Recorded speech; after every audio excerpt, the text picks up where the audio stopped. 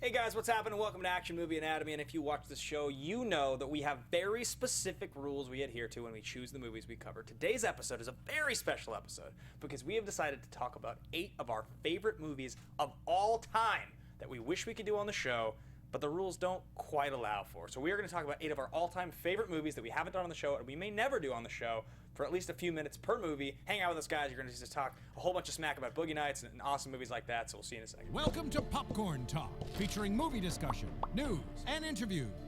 Popcorn Talk. We talk movies. And now, here's Popcorn Talk's Action Movie Anatomy. Boom! What's up, everybody? Welcome to the show. I felt like we needed music. Yeah, it's an exciting one. We need like the Shaft music or something like that. Oh yeah, the X-Men music from the animated series. That was great. That's perfect. I recognized that instantly. You recognized it almost too quickly. You're like, Steven, play this real quick. We got Stephen Lemieux in the booth, everybody. That's the EP of Popcorn Talk. Yeah, he's back. He's back in the booth. It's been a while. He was with us in the very beginning when we started this show. He was with us long ago. Long ago. So yeah, guys, this is Action Movie Anatomy.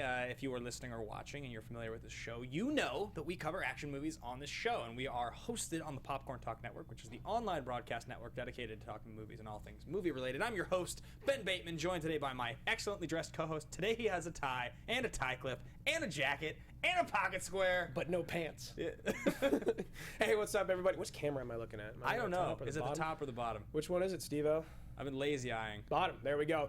Guys, this is so exciting. First of all, I apologize. I left my voice at my fantasy football draft. If you find that, Commissioner, please return it to its rightful owner. This is so cool. This is like one of the most exciting things that we've done on the show for me. And I think what's really important about it being exciting for me is knowing that it's going to be exciting for these guys. Because we did our best of year one. Yeah. And that really only caters to people who love our show. Yeah. As you should. This, I think, caters to all movie fans. Yeah. So let us know if you guys do like this at AMA Podcast, because I think this is an awesome idea. Yeah, we're going to start, I think, doing some more stuff like this, guys. We're going to sort of mix up the shows. We were talking about things like, we've done 70 episodes now, and there's all these movies that we want to talk about, we can't, or we don't feel they fit the rules, because our show, being an action movie show, is very specific. Every once in a while, I think we're going to kind of mix it up and give you guys, like, for instance, we were talking about, like, the heist show, you know? Take like Ocean's 11 or The Sting. Those are heist movies. We love them. They don't really fit the show, but people who like action movies probably like those movies. Right, so if we did like 3 heist movies in one episode. Something like that. You know, like how cool would that be? So today, guys, it's 8 movies that we wish we could cover on AMA, but haven't yet and may never cover. We're going to go into each one of them. We're going to break it down for a few minutes. It's going to be like a tiny, mini, just like Love Fest episode sort of thing per thing. And if you guys want to follow along with the conversation, of course, follow along here with us in the chat and tweet at us. You can find me at Ben Bateman Media. And you can find me at Andrew Ghai. And if you want to tweet at the show, at AMA Podcast. You guys have been very vocal recently. It's been really fun. A lot of you have actually been talking to us and sharing your thoughts. So yeah, let us know what you think. We're gonna kick it off today with a little movie we like to call Sunshine. Sunshine. Danny Boyle's sci-fi, like, this was like such an underrated movie when it came out. I think this movie is, not only does it have some of the greatest music ever in a film, but it's just beautiful, and it's Danny Boyle, and everyone is, they're at the top of their game acting. So I pulled a clip here, and this is Adagio in G minor. In D minor. D minor, I believe. And yeah, let's clip this up. Show this up. John Murphy, is that the artist? Miss Bryn. Only dream I ever have. Burn. Every time I shut my eyes. This movie's so sweet. Yeah, and look how beautiful it already is. Just the. This movie came out when Blu-ray was just becoming a thing. Are you scared? It's no longer a thing. It's not. It's gone. My local video store had a giant TV, like 100-inch or something like that, and they had the Blu-ray of this. It was like one of the first things they had. Right. And I remember walking in and just staring at it. It's gorgeous. So why can't we 12 hours before do this on the show? We might be able to do this. This one's close. It's a little slow. It's more of a drama, really more of a drama than an action movie. The worst part of the movie is when the action starts. Yeah, because it doesn't really make much sense. No. This song makes sense. So this is like a weird music video montage of like scenes from the movie with the best song. Yep. And it's known as Kanita's death because that is the captain of the ship. What do you see, Kanita? What do you see? I mean, if you guys haven't seen Sunshine, this is like, this is, I would think, I'm gonna look at our list here. This is the #1 movie on this list that if you love our show, I think appeals to you. I think so. It just feels like our show. It doesn't have the silly sort of qualities to it that some of our movies do. No. But it has the, like, if you loved the Drive episode, or if you loved Lone Survivor, if you loved The Town, those are the kind of movies that you will love this movie. Yeah, and I think that, yeah, you're right. The tone is just 100% correct. And Danny Boyle, he has this way of making action movies feel, because 28 Days Later is a movie I think we could do on our show eventually, maybe for like a Halloween episode, but it doesn't ever feel like an intense drama. I mean, an awesome action movie. It always feels like an intense drama. Totally. Because the way he shoots and directs it, and his story writing. The poster for this movie is really terrifying with Cillian Murphy's face from the planet, though. You look it up. It really looks like it's a lot more, So you fade that out. So yeah, this is the scene in the movie that I won't go too far into it, but there's just this incredible, like, it's just this incredible sequence where Searle, who is played by Cliff Curtis, and who is like, he's like the psychiatrist on board, and he is obsessed with the sun. He just wants to get closer and closer, and he's always sitting in the observation room, and he's always like lowering the shield so he can experience more of it. So his face is always sunburned. Yeah, like towards peeling. the end of it, it's like really gnarly and peeling, and the sun in this movie has like this. It's like the thing you stare at, kind of. It's like the ring in Lord of the Rings. Yeah, I mean the song is called Kaneda's Death, so I think that's pretty obvious. Yeah. So yeah, but it's like this incredible scene where Kaneda has gone out to the surface of the ship to fix the shields, but he knows that he's risking his life. And Kaneda is played by the actor who plays in The Last Samurai. Yeah, it's the guy that plays the brother. Yeah, Tom Cruise. Hideyuki Sanada. He's great. He's in a sci-fi show called Helix. He's in a bunch of stuff. He's awesome. such a badass. Yeah, he's great. And he goes out. He's out on the ship. Yeah. And he sends everyone back, and he knows he's probably not going to make it. Yeah, so he's out there, and they can feel as the shields are closing because he's fixed them that the sun is rounding the ship, and he's gonna get hit with the sun. And Searle, Cliff Curtis, is sitting there, and he's like whispering the mic. And he's like, "What do you see, Kaneda? What do you see? What do you see, Kaneda?" And he's just stuck there. He can't move. And then, so when I met Cliff Curtis for Fear the Walking Dead, this was my #1 goal, was to like do the line for him and get a laugh out of him, and it worked. It was glorious. He did not see it coming, did not realize that people quoted the line or loved it. So I think it's crazy that Cillian Murphy has proven that he can actually be a leading man action star. Yeah. But he's the everyman. I mean, like, if you watch 28 Days Later and you watch Sunshine, there's never moments of where you're like, come on, this guy. Right. You completely empathize with him. Yeah, 100%. All right, guys, so that's Sunshine. We're going to move right along into our second movie. Yeah, well, I did want to say, before we move on from Sunshine really quickly, I'm sorry. just because I wanted to talk about Danny Boyle for a minute. Oh, all right. And it's interesting, Danny Boyle, guys, is not a guy we've ever done one of his movies on the show. And it's because he doesn't really make action movies. No, I mean, his biggest claim to fame is probably Trainspotting. Yeah, but see, that's funny you say that, right? Because that's kind of who Danny Boyle is. You could make that argument for 5 of his movies. Yeah, absolutely. You could make the argument. He started his career with Trainspotting after he made Shallow Grave. That was like where people knew. And then he made The Beach, which a lot of people remember. It has kind of a bad ending, but people love The Beach. Sweet. It's a cult classic. 28 Days Later, super famous. It's hard to not say that Slumdog Millionaire won Best Picture isn't actually his greatest claim to fame.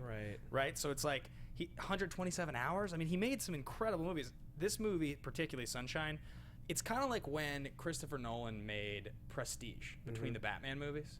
And it's like this movie that people who love it, love it. If you don't know about it, you just have no idea. It's the same thing with Danny Boyle. He made Millions in 2004 after making 28 Days Later in 2002, and then he won the Oscar in 2008 for Slumdog. Sunshine's 07. He kind of just snuck it in there. It didn't get a lot of press. And all those movies have some action in them. You know? Like even Slumdog. And I think that is what's so great about Danny Boyle. If you can make a hybrid director of Paul Thomas Anderson and Zack Snyder, that would be Danny Boyle. And the reason I say that is because I don't like Zack Snyder, you don't like Zack Snyder, that's fine. But there's one thing that you can't deny, and I think you guys agree, is that Zack Snyder is fantastic at painting beautiful pictures at parts of his films. That's what he's best at. So you look at Danny Boyle, and you watch his films, there's always incredible cinematography and shots in that, except he's also a master storyteller. His issue is he worked with this one screenwriter who I believe wrote both Sunshine, The Beach, and 28 Days Later. It's the same guy. And all 3 of those movies have the same problem, which is that they fall apart in the final 25 minutes, as like this weird action sequence that doesn't feel like it quite fits the movie. I think it's done best in 28 Days Later. I was gonna say I actually completely disagree with that on 28 Days Later because people have been saying that for a long time. Yeah. I think the In the House and a Heartbeat is probably the best part of the film. I mean, on a personal level, that's not my favorite, but I definitely think that in Sunshine on the Beach, it takes away from the movie. Yeah, the sunshine thing is just weird. Yeah. You know? So, but anyway, guys, I recommend seeing Sunshine. It's absolutely amazing. It's really one of my all-timers. I love that movie. I deliver the speech in our fantasy football league before the draft every year, and I usually play that song in the background because it's so epic, and how can you beat it? It's the best. So let's move on to a comedy. Steven, if you can cue up the scene from The Other Guys. The Other Guys. The Other Guys is criminally underrated, guys. It's for those that don't know, it's Mark Wahlberg and Will Ferrell in a buddy cop movie from I think 2010. And I feel like we could do this as an April Fool's. Yeah, because it's got all the cliches about like a hardcore cop movie, but it's like a total comedy. I think that this is the single most quoted movie of our entire friendship. We've seen it like 50 times or something. My wife's making her famous deviled eggs. My waistline is furious. It's a bad time, Bob. It's a bad time, Bob. If you haven't seen this movie, do yourself a favor and watch it. I think it's the best written. Yeah. Oh, The Rock. This is right before The Rock blew up into like a world like leading man superstar. Right. He was known for being a really, really good supporting role because the next year he's in Fast 5. Yeah, and then he did Be Cool before this. Before which this. was, like kind of showing that he was funny. Comedy. He's so good at this part. Cash pop.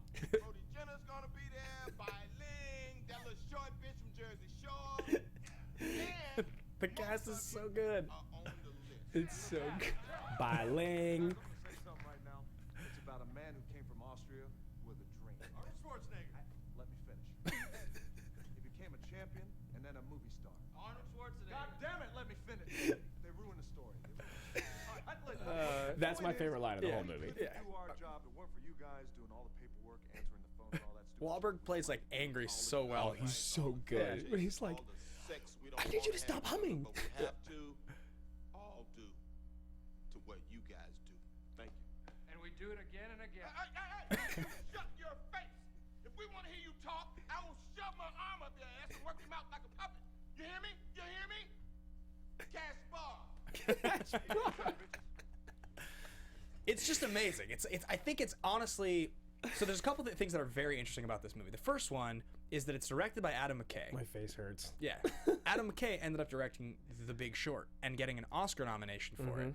A lot of the subjects that are covered in this, it's about the financial crisis. Yeah. It's about Ponzi schemes. And the song that plays, which is When the Levee Breaks by Led Zeppelin, during the credits of this movie, and then there's like, it's basically that song plays and it explains how a Ponzi scheme works. It's the same song that plays during the fucking credits in The Other Guy, in yeah. Big Short. Big Short, yeah. It's crazy. And it's like, the writing in this movie, I honestly think, is smarter than almost any Will Ferrell comedy ever. It gets funnier every time. Well, that's the thing that's been happening with Will Ferrell is I think early on in his career we were so enamored with him.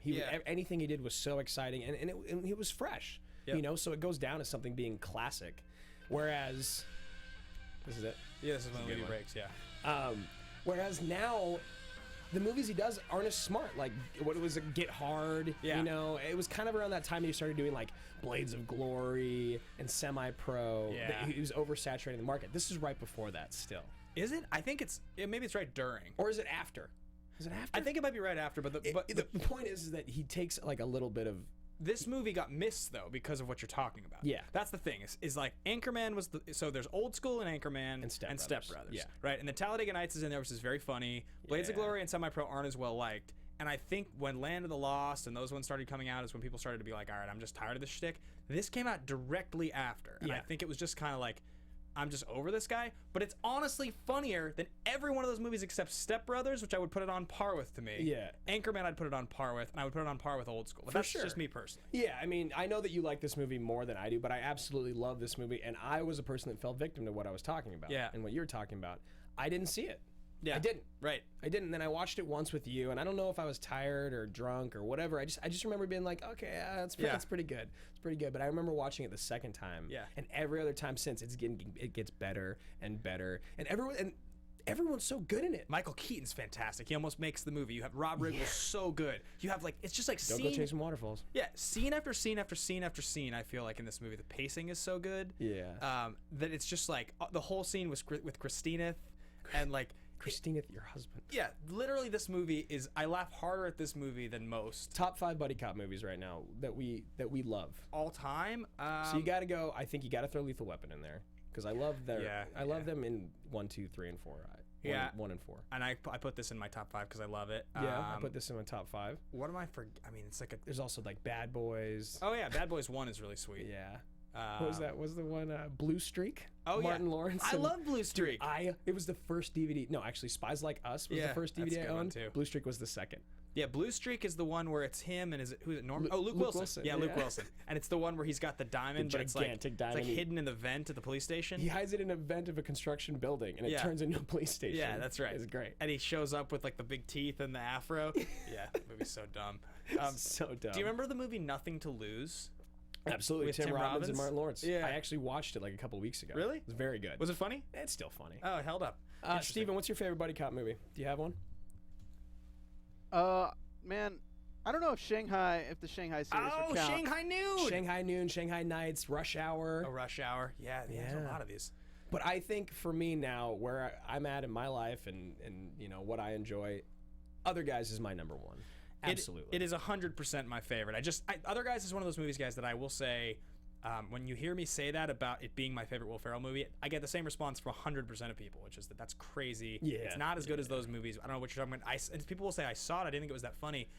It just gets better every time. And if you watch it really expecting it to be smarter, it is smarter. You know what I think the reason it might be smarter is because Will Ferrell never plays the straight man. Yeah. He hardly ever does. Yeah.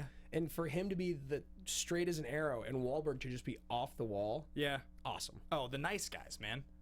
Nice Guys is top 3 Oh for yeah, me. I was actually thinking about that last loved night. The Nice Guys. Nice Guys. Guys, go watch our Nice Guys episode. It is so good. Go watch that movie. That movie's great. 48 hours and they're really good. Crying, laughing with that movie. Let's move on, guys. Let's move on to the next. And this is not going to be a single movie, but this is going to be a trilogy. And this is The Fellowship of the Ring, The Two Towers, and The Return of the King. The 3 Lord of the Rings films that came out when we were like 13 or something, right? Yeah. I mean, like these 01. So like, yeah, we were 13 years old when these came out. So we're going to talk about this for a second, and then I've got a clip that I want to cue. And the reason that I want to talk first is because this is one of the franchises that was kind of a heartbreak for me that we couldn't do on our show. You know, this is, I mean, Lord of the Rings, guys, it might be my favorite trilogy of all time. I think it is, actually. Over Star Wars, over all of them. Yeah. Literally every single one. And it's because every movie I can argue why it's the best one. Right. I really can. And there's so much good action. The acting is fantastic.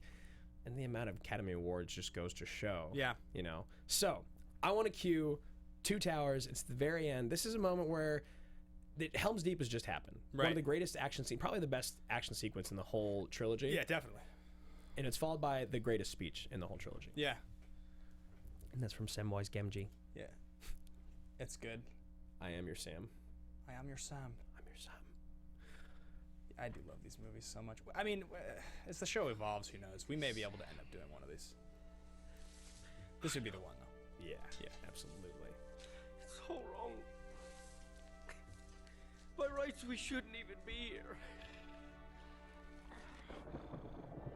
And I've never seen him act like this ever again. Sean Astin? Yeah. He's very good. He's really good. But he's just like this, though.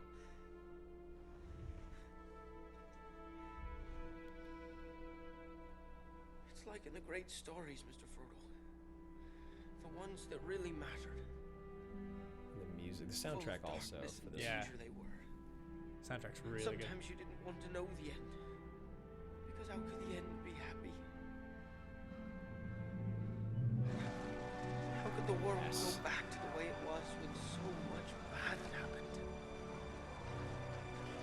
And like Ian McKellen, the King. Yeah. But in the end, Oh, King Theoden? he has some of the greatest speeches the also. shadow, even darkness must pass. It's wild to A think new day will come. how long it's And when been the sun since shines, these came out. it'll shine Was out it the 2001, clearer. 1, 2, 2? 3. Yeah. It's like they're Those were the stories that stayed with you. actually Meant something. becoming Even if you were classics. too Like they're not like recent I movies mean, anymore. They're becoming like actually like they look a little outdated. They're a little older, like classic movies are. Yeah. Folk in those stories had lots of chances of turning back, only they didn't. Yeah, man. I mean, we're They getting older. kept going It's, Yeah. it's just because happening. they were holding on to something. This is the best line right here. What are we holding on to, Sam?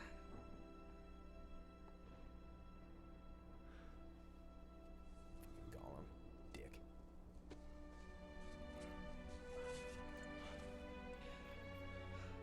There's some good in this world, Mr. Fertile. And it's worth fighting for. Oh, just beautiful. That's the end of it. Yep, that's the end of it. I'm telling you, at the end of Return of the King, Yeah. when everyone's bowing, once he finally gets crowned, Aragorn finally becomes king, and he comes up to the hobbits, You cry? every time. Yeah. Because they start to bow, and he stops them, and he goes, Yeah. "My friends, you bow for no one." Yeah. And then he bows. Oh, Yeah. God. It's really good.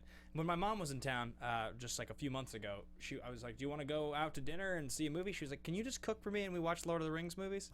I was like, "All right," because my mom read the books to me as a kid. Really? Yeah, twice. She read The Hobbit to me once and Lord of the Rings once. I think when I was like 4, and then then another again time when you were I was like 18. 7 or something. Because that's how long. Those books are like that big. Yeah, but she loved those books. That was like she loved like the C.S. Lewis books too. yeah. Lion, the Witch, and the Wardrobe. So I get all those like those are my bedtime stories. Do you have a favorite of the three? It's funny, right? Because it's kind of the same. I think it's the same process that people go through with the Star Wars movies. I think when those movies came out, everybody kind of gravitates towards Empire. But if you really go back and watch them, it's like, how can you not love the first one? It's the same thing that happened to us with Bourne.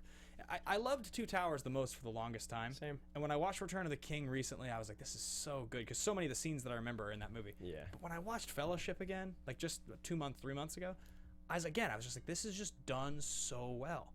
And so much of what I remember is from this movie. And it's like what we've talked about numerous times is, I think, even though Dark Knight might be my favorite and the best, I Yeah. still think Batman Begins is the most important. I still think A New Hope is the most important. I Yeah. still think The Fellowship is the most important. Yeah. But I still, I don't know. I still to this day cannot pick a favorite out of the three. Yeah, it's definitely a hard one. It's definitely a hard one for me. Batman Begins, you and I have always disagreed on that a little bit. Because Yeah. I love Batman Begins. Like, it's really good. But for whatever reason, when I walked out of the theater with Batman Begins, I was kind of like, that was really good. And then, like, Dark Knight, it just had such a different feeling. It was like, that was an incredible film. That's something I will never forget watching. And I didn't feel that way about Batman Begins. Yeah. It's become more important in retrospect because the trilogy was so good. Yeah. But as a standalone movie, it was just like, that was pretty good. That was well done. I liked that. I was a Batman fan as a kid, and they did a good job. But I was maybe too young also, because 2005. Yeah, I mean, The Dark Knight affected us. right. It really did. And I think that's maybe why it might not be on this show right now, is because I think that we can maybe work towards getting it on AMA one day. Yeah, Dark Knight may make it. Let's move on to number 4. We're switching genres again on you guys. We are. This is a very important one. So, guys, we had not. we had a decision to make, and that decision was that there's a Paul Thomas Anderson film on this list that we're going to get to, and one that we skipped. We didn't want to do 2 P.T. Anderson movies, but one of them has Tom Cruise in it. We decided we would skip the one with Cruise and just throw on arguably the greatest Cruise film of all time, which is Jerry Maguire. Jerry Maguire is Tom Cruise at his absolute cruisiest, gunning for an Oscar. And getting nominated for one at his cruisiest. Yes. It's like how can you imagine Tom Cruise doing his Tom Cruise shtick and getting an Oscar nomination? It's because it was 1996 and the world wasn't just over it. He was like, it was the prime. There's a reason Tom Cruise is like the most magnetic and like pretty much most successful financial movie star ever. And it's because like you watch Jerry Maguire, and honestly, if you don't like Tom Cruise, you probably hate the movie. You should go back and watch Jerry Maguire if you've been a fan of our show, though, because that's what happened to me. Yeah. Because what happens to so many people with Jerry Maguire is it was so overly quoted when we were younger, man. Yeah. You had me at hello, show me hated the it. money. I hated it as a kid. Same. I never wanted to watch it. I hated it for so long, but Yeah. recently when we went on the 6 Degrees podcast, I went and watched it again. It's just fucking good. That's great. It's everything about it, like all the things, like Cuba winning the Oscar, deserved. He was great. Like when Secret Garden, the Bruce Springsteen song, is playing in the background when Cruise like walks in the room, and they're all there at the divorced wives party. Yeah, and he gives her the thing. We had our company, we had a very big day today. Very big day today. But and he's like, but it wasn't complete. It wasn't even in the vicinity of complete. and it's just so good. I gotta say, man, you go watch Jerry Maguire, guys. It's The old kid? now. Yeah, he's adorable. Renee, before you get tired of her. Yeah. Like, it's just, everything is great. It's written so well, and Jay Moore is the ultimate shitweasel in that movie. Such a shit whistle. There's also like there's great scenes, like the scenes with Cruz in Cuba when they're walking and talking about like you don't shoplift the pootie, the whole single mother thing. Right. It's a very, very well written script. That's the other thing you realize is that Cameron Crowe in the 2000s, in the 90s, I'm sorry, was just at his best. Yeah. He's kind of like Wes Anderson in the way that though Wes Anderson has rebounded now. Yeah, he kind of came back around. But there was a solid 5 or 6 years where people were just kind of like, I wonder if this shtick is getting too old. I'm not really that into it anymore. And it happened to Cameron Crowe because he made Elizabethtown, which was kind of a flop, though I like it. I love it. Yeah, that movie was kind of a flop. People didn't really like it. I feel like he made something else that was pretty bad. Oh, didn't he make something Aloha, right? Oh, is that the one with Beale? I mean, Alba? No, it's the one with Emma Stone playing an Asian pilot. Oh, that's him? Yeah. Crowe had some big misses, but in the 90s, Cameron Crowe did Singles, he did this movie, and he did Almost Famous. And I think there's one other movie in the 90s he did Vanilla Sky. That's when it started to go down. I don't even think you need to do anything after Jerry Maguire and Almost Famous. As a writer, as a director, anything, like even as an actor. Yep. Like if you're in both those movies, you're right. It's iconic. Yeah, 100%. I mean, this is when people say, what is your favorite Tom Cruise movie? I'm the biggest Cruise fan I've ever met. Yeah, and you are. I think there's like 3 or 4 that I could put into the conversation. Risky Business and Jerry Maguire are like usually kind of neck and neck with Magnolia. And I would say like maybe, God, like this one, like Edge of Tomorrow almost makes it. Those are like probably the 4. I'm probably forgetting one that is like absolutely needs to be on the list. But Yeah, I mean, I know that we would.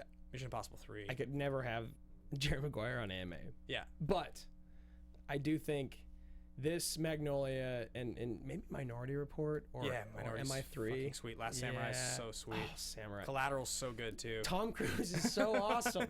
I love that we had to throw on a movie. I wonder what movie we guys. Hashtag. What's going to happen though? We didn't say this yet, but one or 2 of these movies is going to end up on this show. They will end up on the show based off of a bracket, based off of a poll that we'll do. We're gonna be having you guys vote with these movies against each other to end up with a couple on the show. So stay tuned for that. Let's keep it moving. Please don't vote for Jerry Maguire to be on the show though. Let's keep it moving. Let's get into. I think I love this movie more than most. The Weatherman. Okay, so I'm gonna use this as a shameless plug for myself. Real quick. Go ahead. You know that I was just. Oh wait, sorry. Something came to mind that I wanted to point out because it was so related to what we were just talking about. Okay. I didn't want to forget, and you were there for this. So guys, we were talking about Cameron Crowe and Almost Famous and Tom Cruise. And when we were in San Diego, yes. We did press for a show called Outcast that is on Cinemax. And it's the second time that I've interviewed the cast. Andrew did half the cast this time with me. And I interviewed Patrick Fugit, who's the star of Outcast. And if you guys don't know, he's the kid from Almost Famous. It took me a minute to recognize him. I straight up didn't the first time I interviewed him. I didn't realize that's who it was. And I even looked at the list, and I saw that he was in Almost Famous, and I didn't put 2 and 2 together. I was like, I actually probably didn't even notice. I think you told me. Right. But I was like, I realized it before we met him the second time. So I was like, okay, I have to ask him about Tom Cruise. I have to ask him about Almost Famous. And so we sit down with the producer, Chris Black, and I say to him, we're talking about our show, Action Movie Anatomy. And he's like, oh, that sounds really cool. And he's like, what kind of movies do you do? And we talked about Cruise for a minute. Yeah. And he was like, oh, you love Tom Cruise? You got to talk to Patrick. He loves Tom Cruise. He's got an impression. Great impression. And I was like, Andrew, it's happening. Cruise off on camera, me and Patrick Fugit. So we do the interview with him. And at the end of it, I was like, did you know that Almost Famous was going to kind of be what it was? And he was like, I couldn't have known that Almost Famous was going to mean what it meant to people. And I was like, would you mind saying to me in Tom Cruise voice that you didn't know Almost Famous was going to be what it was? He's like, what? You want me to... But he got really excited. Yeah. So he does his impression, and it's like decent. And I was like, at first, it's not that good. Yeah. I think because he was so caught off guard by it. But then okay, so keep going. And so then I was like, you kind of did the more like, the fun one. I was like, you got to do the intense one. And I was like, I did mine for him, and he starts giggling like he's like totally because he loves it. And then he does his, my turn, and then he does his, and it's like just as good again. It's like way better. It's great. I thought it was pretty funny. If you guys want to find that, it exists on YouTube. If you just look up probably. Popcorn Bateman, Talk, Patrick Fugit, I would think. Yeah, you can find it. But it's pretty hilarious. If you guys like Tom Cruise, I think you'll get a laugh out of it. So moving on to The Weatherman. Shameless self-plug. Shameless self-plug. So Netflix is doing a lot of like these new small shows, and they had me on as a guest for one called Binge Club. Yeah. And it was called Binge Club Nick Cage by Hair. Yeah. And it's 3 movies in a row, and one of them was The Weatherman, which I hadn't seen in a long time. Yeah. This movie is so good. Yeah. And him and Michael Caine, their scenes together, they're heartbreaking. They're incredible. They're real. And this is, look, Nick Cage is a phenomenal actor. I don't care what anyone says. I don't care how bad his career has gotten. Yeah. He is excellent in this film. It's fantastic. Just like he is in Leaving Las Vegas. Yeah, this movie, I can't remember who the writer is, but it's directed by Gore Verbinski, and it suffered from a couple things. 2006, I believe it's 2006. The Family Man, I think, is 01 maybe. 01, 02, something like that. Maybe it's 2000 even. Is that Téa Leoni? Yeah. I loved her. I love The Family Man. That movie's really good. It's good. It's heartbreaking. Yeah, it's a really good movie. And The Family Man was well liked by a lot of people. When The Weatherman came out, it was like a few years later, and I think there was a little bit of just like, the trailer was trying really hard to make this kind of like a screwball, kind of black comedy a little bit, but it didn't seem anywhere near as dark or interesting as it ended up was like leaning too towards trying to be like a quirky one, like a Royal Tenenbaums or something like that. Totally. It was leaning heavily on the quirk, and people missed it. I missed it. Yeah. I ended up seeing it in like 2008 or 2009 probably, and it's hilarious. It's laugh out loud funny. The script is really touching in a lot of moments. It's got this quality to it. Nick Cage in this movie plays this like really lovable dumb character that he doesn't get to play in movies all that often. It's like they want you to be painfully aware of how kind of just like stupid of a character he is, but he thinks he's really smart. Yeah, I always say that I think Nick Cage is at his best when his character is at his worst. Yeah. If that makes sense. Yeah, that's great. He is so good when he is self-deprecating, when he's down on his luck. I mean, Leaving Las Vegas, Raising Arizona, Family Man. Yeah. They're all movies where he's just kind of a piece of shit. Yeah, and he kind of is in this movie. He is. It's got funny scene after funny scene. There's just some great moments of him standing up for his family. The scenes with he and his father with Michael Caine are great. There's a great quote where he's in the car with Michael Caine, because the movie, very, very early in the movie, you find out that Michael Caine has cancer. That's like one of the things that drives the whole plot of the movie. Are you talking about the Like a Rock speech in the car after that? It's when he's telling him in the car. Right. And long story short, he tries to play a song for him, something goes wrong, and in the car they're having this scene towards the end where Michael Caine's asking him what he meant by playing the song for him. What did you mean when you said that I was like a rock? And he's like trying to explain it, but he doesn't do a very good job. And at this point, Nick Cage in the movie is so beaten down. But Caine has this great line where he says, "It doesn't matter how old you get, you never stop worrying about your children." Yeah. And that's like, it's lines like that make movies like this so good, because there's the funny moments and there's he's a really fucking dark character. Like Nick Cage, he's like he lives like a pretty dark and like kind of just sad and pointless existence. And I think you're so right when you say he's dumb, because that doesn't happen a lot with his characters. They're not actually dumb. No, they just have given up or don't care or he's pretty unaware of himself in this movie. Yeah, and he's so good at it. I don't know. There's something beautiful about watching him be that guy, because you kind of love to hate him and you kind of hate to love him. He's like a clueless douchebag. It's great. Yeah. It's fucking great. Like this movie, clueless douchebag. It's amazing with the amount of movies you think you've seen in your life. I was thinking about this. Like, if I really was going to list how many movies I've actually watched in my life, it feels like thousands, but I'll bet you it's less than 1,000 movies. Yeah. Probably. Like 1,000 movies is so many. So if I really had to think about ranking every movie I've ever actually seen in my life, I mean, maybe it's over 1,000 with TV. I think Weatherman's like a top 100 movie for me. Yeah. Like, I just love it. And it's absolutely a movie. If I have to see every Nick Cage movie, I've never seen one movie, which one should I see? Yeah. Absolutely, this would be in that list. Yeah, totally. So moving on, guys. These to are the next final one. two? Final three. Final three. Okay, three more. So this is a movie I saw in theaters. Did you see this in theaters? Oh, you don't know what it is. I don't know what it is. The Truman Show. Peter Weir. 1996.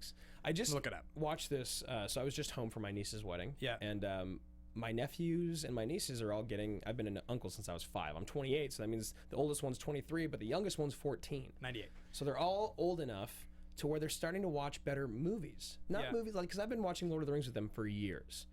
But like, they don't get movies like Truman Show, or they didn't get movies like the Truman Show. Yeah. So I was just there, and we were all kind of tired, and I think it was the day after the wedding, and we were just sitting around, but everyone was about to go to sleep, and they were trying to pick a movie to turn on. I was like, well, let's just turn this on real quick. It's a fun movie to have on in the background. We can talk over it. Yeah. We shut our mouths and sat there for 2 hours and watched every minute of that movie. Truman Show. Truman Show. So Truman Show's got some really interesting things going on. Stories to tell. First of all, I saw Truman Show in theaters with my older brother in 1998. I was 10. He's 9 years older. He just shit talked it the whole time after. My brother's like, he's just like loves to hate on movies. He does. David loves to do that. So I thought it wasn't as good as it was because when you're 10 and your older brother does that, you think that he's right. Like, oh yeah, you're right. Yeah. But years later when I watched it again, and I watched it a lot of times, I had it on a VHS, it turns out this movie is just great. It does a lot of things that are really interesting. 1998 was kind of right before the boom of reality television. So it's weird. At the time, it seemed like this very innovative idea. You remember Ed TV? Yeah. Matthew It McConaughey? was Harrelson, right? Yeah, Woody Harrelson and Matthew McConaughey within like a year of this movie. Yeah. And it's kind of the same concept. It's the idea that if there's a camera and it's watching you in your life, are people entertained by it? Turns out it's totally they are, because that's what life in television is now. That's all it is now. The cast is great. Jim Carrey, it turns in, I think, he's not actually the best part of the movie. He's very Jim Carrey. He's good, but it's the other actors. Yeah, it's interesting because I think that's why Truman is so fun to watch. Yeah. Is because he's this weird guy. Like, Yeah. imagine if you got to watch Jim Carrey exist all the time at like a 6 instead of at a 10. You know what I mean? Because he is toned down every man a little more. Yeah. But the other performances by his wife and his best friend, but honestly, dude, I'm gonna do it again. Ed Harris? Ed Harris. Yeah, he got the Oscar nomination. As Kristoff. Like, at the end, it's touching. The It's scene when he's in the boat heartbreaking. and he's talking to him on and the... he's trying to kill him and by the water and the ocean and all that. Yeah. Yeah. There's this movie. It's another one, guys, that if you've never watched it, you can't walk out of this movie and not just feel like you just love it. It's got Noah Emmerich is his best friend. He's great. It's the best thing I've ever seen Noah Emmerich in. Yeah. He's great. He's actually really good in The Americans, the show. I mean, but he's a great actor, but his performance in this is perfect. Laura Linney is great. She's his wife. Natasha McElhone from Ronin, we just did last week on the show. She's in it. She's got a small role. And then Ed Harris, who really does steal the show. I believe in the 90s, he got a few Oscar nominations, and this was one of them. A supporting actor nomination for this. His role is that essentially Truman has been raised to live in this world that this small world that he thinks is this like little town, but actually everybody's an actor. It's a job for everybody, and he's the only one unaware of what's going on. Kristoff is the director. He's kind of like Truman's the creator, father. director. Yeah, he's like essentially, like you said, his father, because Truman was bought by a TV network. Yeah. And he's his dad, essentially. So he's sort of the director that watches, and it's great, guys. The Truman Show. Steven, have you seen The Truman Show? For sure. Yeah. Such a good movie. One of my favorites growing up. Peter Weir is the director. He's an Australian director, and he's a bit old now. I don't think is he alive still? I'm not actually sure. The painted wall scene at one of the end, near the end of the movie by the ocean is one of the most memorable scenes of cinematography I've ever seen. When he runs into it. Yeah, you're just like, oh whoa. my God. Yeah, it's awesome. Because they do such a good job of making that little world so big, but also so tiny. And you're like, how have you not left? Peter Weir had this incredible career. Gallipoli is an early one that he directed. Has Mel Gibson, a really young Mel Gibson. He did Witness, is him. He did The Mosquito Coast, The Year of Living Dangerously. He ended up doing Fearless. He did Master and Commander. He did. He's got like at least a couple other really famous ones. But Weir just had just this awesome career, and this is one of my favorites that he ever directed. So I also think because the other movie that we were gonna do, guys, or at least that I nominated, had we not already done the other guys, was Stranger Than Fiction. Yeah, for me, and I don't know if you like it as much as I do, but there's something about when these guys that are so known for being these just infuriatingly talented comedic actors. Yeah. When you make them do a drama and they're on their game, Jim Carrey in this. I don't think he's quite as good in The Majestic, but Jim Carrey in this. Eternal Sunshine's the one. Eternal Sunshine. And then you talk about Will Ferrell in Stranger Than Fiction. It's great, yeah. Is so good. I never saw the one where he played like this alcoholic. Everything Must Go. Yeah. Really good. He's really good in that, I've heard. He's solid. He's very solid. So that's another thing, guys, is like you see someone that you've watched do one thing for their entire career, go watch them do this. They're excellent at it. So we're going to move on to the final two, guys. And these are huge. Two of our favorite movies ever. These are both... So on this list here, both of these two movies are on my top 10 favorite movies of all time. Yeah. It's possible Jerry makes it, but I don't think. I think that these two 100% do. They're definitely my top 5, both of them. I think Shawshank for me is like 3 or 4, which is our next movie. Yeah, so Shawshank Redemption, man. Yeah. Do you remember what you felt like the very first time that you realized what happened? How he got away? No, but I do remember coming around on this movie. So we're the same age, and talking about film in like the early 2000s, like in those years, this movie had only been around for less than a decade at that point. This movie came out in 1994. This, as an Oscar nominee for Best Picture, went up against both Pulp Fiction and Forrest Gump. Like, talk about a stacked 5. Crazy year. This movie has, like, if you look on IMDb's top 100, I think this movie is like top 3. No, it's number 1. Oh, it is now? Been number 1 forever. Okay, I thought Godfather was. So that's probably what I was thinking of, is that Shawshank Redemption was that movie where, when I looked at that list, I was like, that's crazy. I feel like people don't talk about this movie like it's one of the 3 best movies ever made. No. But anyone that's, I guess, maybe like 25 plus, if you say anything to them about Shawshank, everyone's like, it's this. There's not one person that doesn't like Shawshank. But it's also referred to by snobs as maybe the most overrated movie of all time. I just don't get that. Neither do I. I'm just saying it's weird when a movie touches you so much, because there's no one that doesn't love this movie. No. I mean, at least the people that aren't those snobs. I know, yeah. This is like the most satisfying movie to watch ever made. It is. I think that is the best way to put it. If we had to have a thesis sentence for Shawshank, it would be the most satisfying movie ever made. I take all my bribes in pie boxes now. Yeah, right. It's simple. Like, I took a screenwriting class in high school, and our teacher used he used the format of this movie to explain to us like what good screenwriting is, basic storytelling, how to move a scene, stuff like that, act 1, act 2, act 3, the importance of it. It's just fucking brilliant. It's perfect. Yeah, it's got incredible performances by Tim Robbins. The voiceover by Morgan Freeman, I would say, is the barometer for good voiceover in movies, period. Yeah. It's the most famous voiceover ever, I think. I think you might be right. I think it is, and I also, his voiceover is better than his performance. Yeah. As the act. Like, I know that's like a weird thing to kind of separate, but it's not saying that there's anything wrong with Red. Red is fantastic. Yeah. But his voiceover and the way it carries the film and moves it, and the amount of heartbreaking scenes in it, and how much you hate the 2 bad guys. Yeah. You know how I feel about having a great villain. Yeah, they're both great. They're both excellent. It's a little black and white sometimes when you watch it. I think as I've gotten older and I've watched it, they feel a little kind of sort of almost cartoonish how evil they are. Yeah, it's weird. It's odd how we've kind of evolved as a society into wanting to like our villains a little bit. Yeah. We kind of need that. I mean, I know we've always been that way. Yeah. But you don't get as many villains in great films that are this one-dimensional. It's also funny because I remember a lot of the opinions that I would hear about this movie not being so good. It was like when I was in high school and I would talk to the guys at the video store. Looking back, they seemed like grown men, adults. Looking back, they're probably like 24. And they had like seen the Shawshank Redemption. They were just snobs. Like, the same way that like there are beer snobs, and you're like, shut up. Like it's just, it's good or it's bad, but you don't have to like smack talk the greatest because like everyone likes it. Yeah. It's like Shawshank just is what it is. I mean, you and I know an extraordinary amount about craft beer. Yeah. But we still will never talk to someone like the way that those snobs do. No. Same way about movies.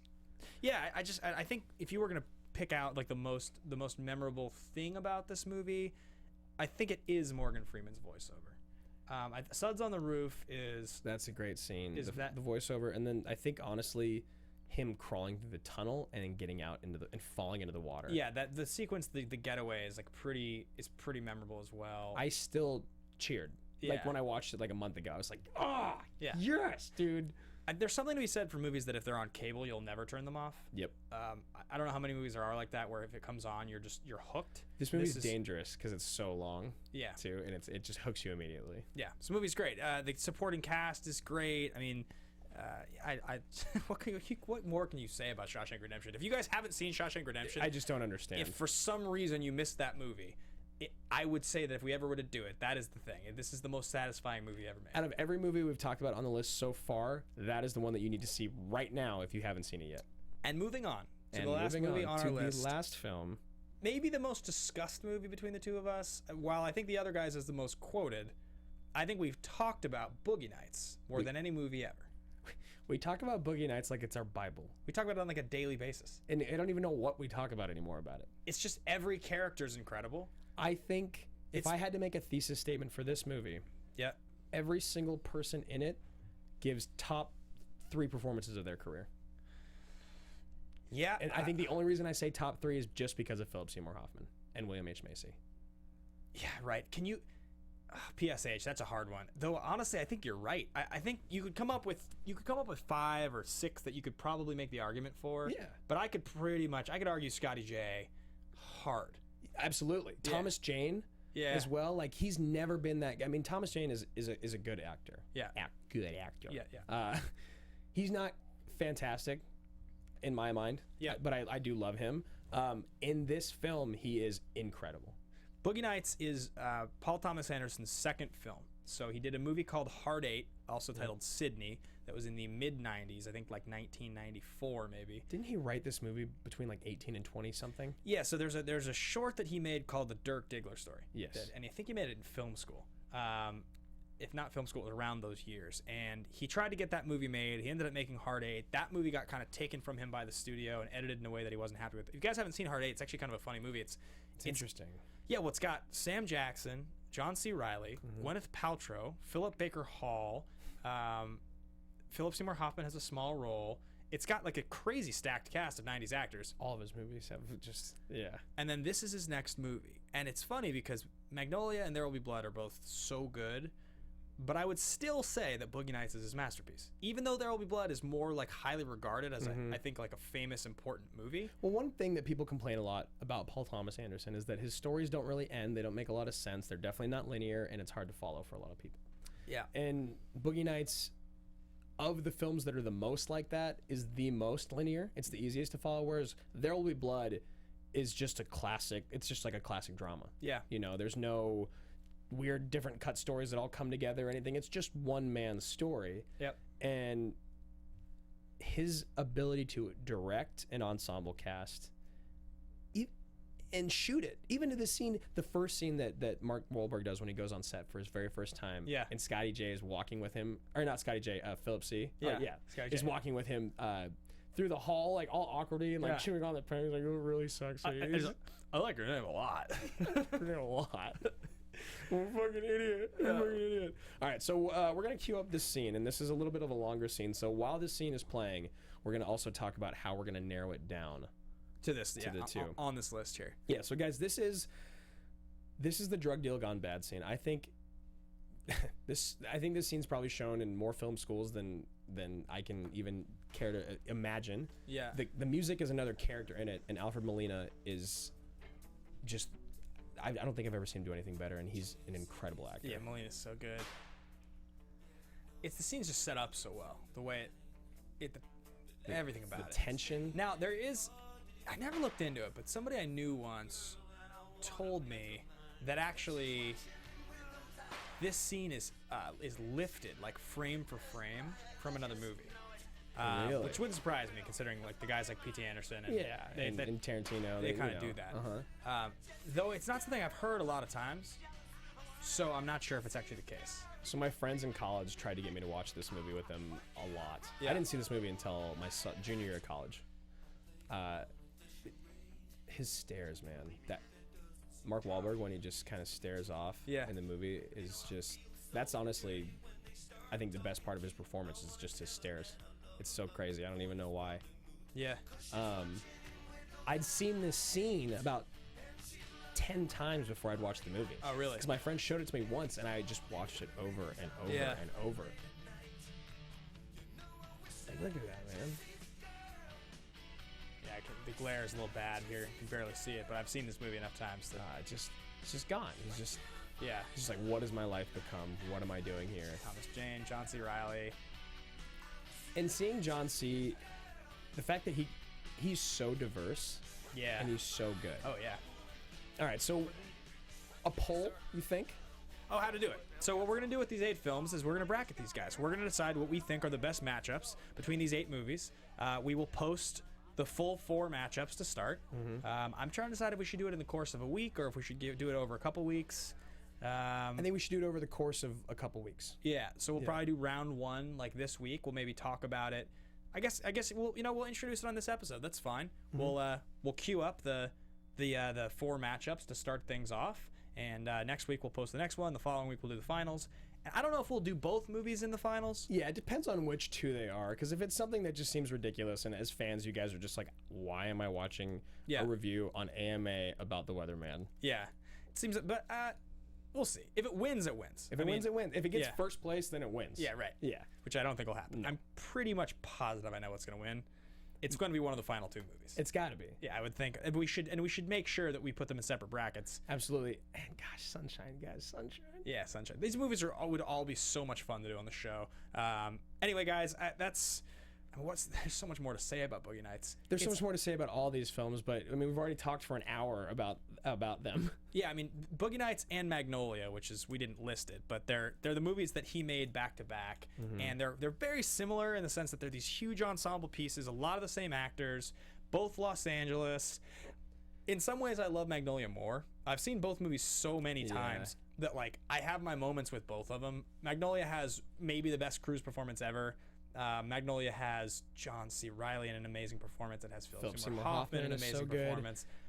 Burt Reynolds got the Oscar nod for Boogie Nights. And he was furious. Yeah. At the end of production, saying that this is bullshit. My character, this is horrible. I don't want to be part of this film. Yeah. The whole time he was a complete asshole. Yeah. And thought it was just the worst thing ever. Yep. And then he gets his Oscar nod. And Cruise got the Oscar nod for Magnolia. Yeah. So those are like the big like sort of centerpiece and things Cruise that sold the movies.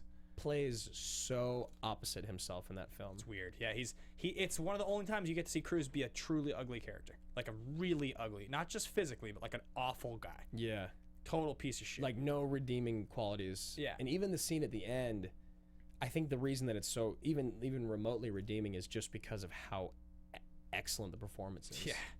Yeah, it's cool. It's a really good movie in Magnolia, but Boogie Nights is unbelievable. I mean, guys, if there's one of these movies you haven't seen, go watch them. The 8, again, in case you tuned in late or zoned out, are Sunshine, The Other Guys, The Lord of the Rings trilogy, Jerry Maguire, The Weatherman, The Truman Show, The Shawshank Redemption, and Boogie Nights, with a honorable mention to Magnolia.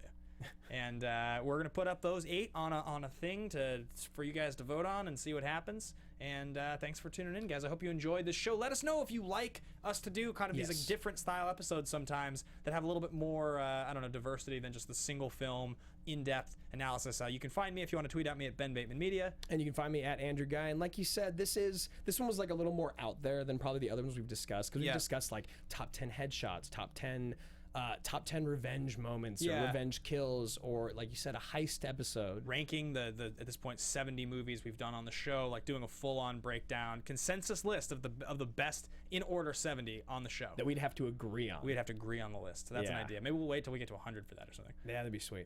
But that's what we are doing, guys. So that wraps it up. If you want to find the podcast itself, find us at Twitter, at AMA Podcast, and let us know your thoughts. Follow along, and obviously vote on the poll. So thanks, Stephen Lemieux, for engineering the episode, and we'll see you guys soon. See you next week. Producers Maria Menounos, Kevin Undergaro, Phil Svitek, and the entire Popcorn Talk Network. We would like to thank you for tuning in.